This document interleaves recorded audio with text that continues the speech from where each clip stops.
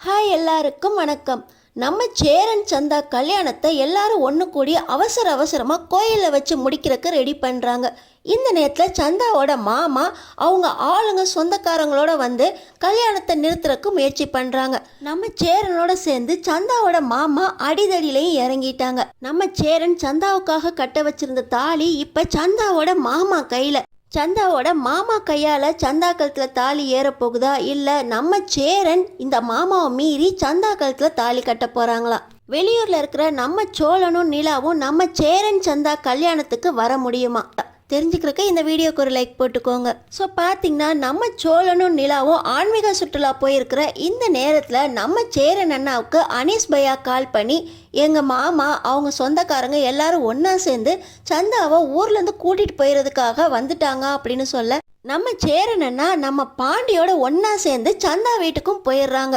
ஆனால் நம்ம சந்தா ரொம்பவே பயந்து போய் என்னை எப்படியாவது இங்கேருந்து கூட்டிகிட்டு போயிருங்க, எனக்கு மாமாவை கல்யாணம் பண்ணுறதுக்கு இஷ்டம் இல்லை அப்படின்னு நம்ம சேரனோட தோளில் சாஞ்சா அழுவ ஆரம்பிச்சிட்டாங்க.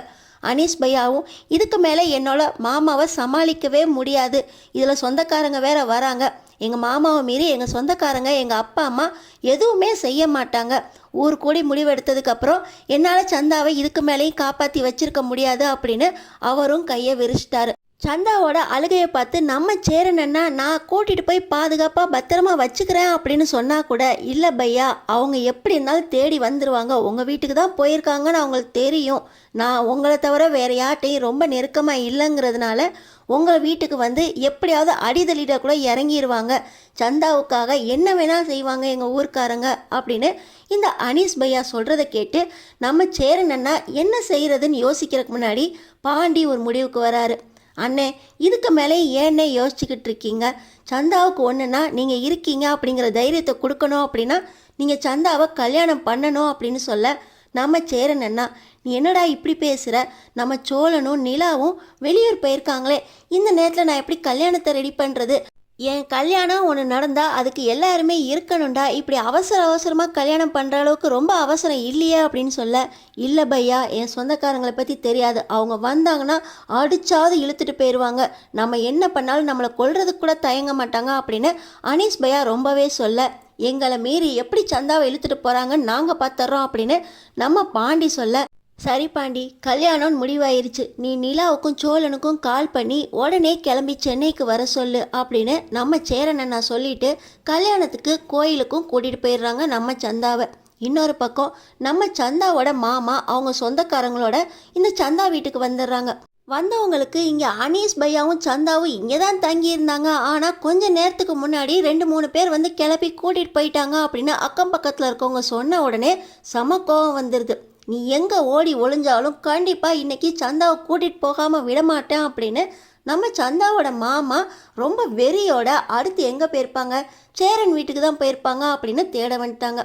இன்னொரு பக்கம் பாண்டி கால் பண்ண உடனே நம்ம சோழனும் நிலாவும் இப்படி அவசரமாக கிளம்ப வேண்டியதாக போயிடுச்சா அப்படின்னு அந்த தாத்தா பாட்டியை கோயிலில் விட்டுட்டு நாங்கள் 2 பேரும் ரொம்ப அவசரமாக கிளம்ப வேண்டியதாகிருச்சு, எங்களை மன்னிச்சிருங்க, நாங்கள் ஓனர்கிட்ட சொல்லி இன்னொரு காரை அனுப்பி வைக்கிறோம் அப்படின்னு நம்ம சோழன் அந்த தாத்தா பாட்டிக்கு சமாதானம் பண்ணிவிட்டு நம்ம நிலாவோட வேகமாக கிளம்பி வந்துடுறாரு.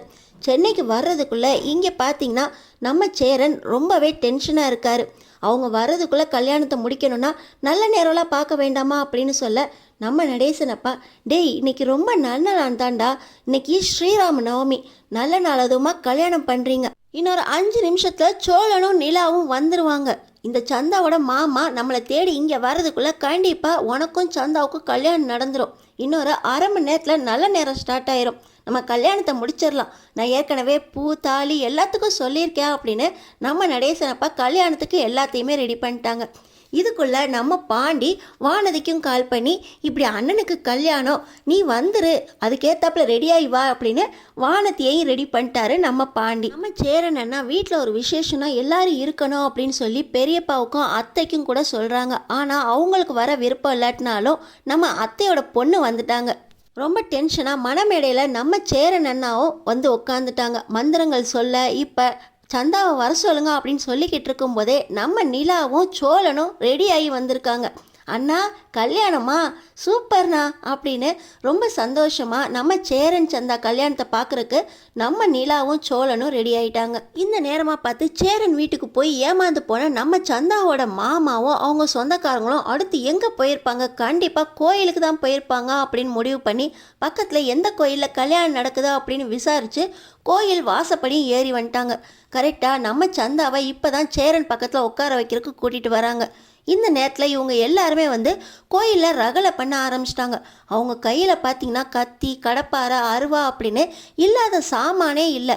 எல்லாரும் கோயிலே அடித்து நொறுக்குங்கடா, இங்கே எந்த கல்யாணமும் நடக்காது, சந்தா எங்கே இருக்கான்னு பார்த்து கூட்டிகிட்டு வாங்க அப்படின்னு அவங்களோட ஹிந்தி மொழியில் கூப்பிட்டு எல்லாரும் அடிதடியில் இறங்கிட்டாங்க. சொந்தக்காரங்க சாஃப்டாக இருப்பாங்கன்னு பார்த்தா என்ன சந்தா இந்த அளவுக்கு அடிதடியாக இருக்காங்க, ஒரு பொண்ணை எப்படி கூட்டிகிட்டு போகணுன்னு தெரியாதா, ஒரு பொண்ணுக்கிட்ட எப்படி நடந்துக்கணும்னு தெரியாதா அப்படின்னு நம்ம சந்தா பேசிக்கிட்டு இருக்க. நீ என்ன நான் பேசிக்கிட்டு இருக்க, சந்தாவை கூட்டிகிட்டு போகிறேன்னு சொல்கிறாங்க அப்படின்னு சொல்லி நீ சந்தாவோட அந்த பக்கமாக நில்லு, நாங்கள் பார்த்துக்குறோம் அப்படின்னு நம்ம சோழனும் பாண்டியும் ஒன்றா சேர்ந்துக்கிட்டு வந்திருக்கிற ஆட்களோட அடிதடியில் இறங்கிடுறாங்க. இங்கே ஒரு பக்கம் அடிதடி நடந்துக்கிட்டு இருக்க நம்ம நிலா, வானத்தி எல்லாருமே ஒன்றா சேர்ந்து இன்னொரு ஓரமாக போய் நிற்கிறாங்க.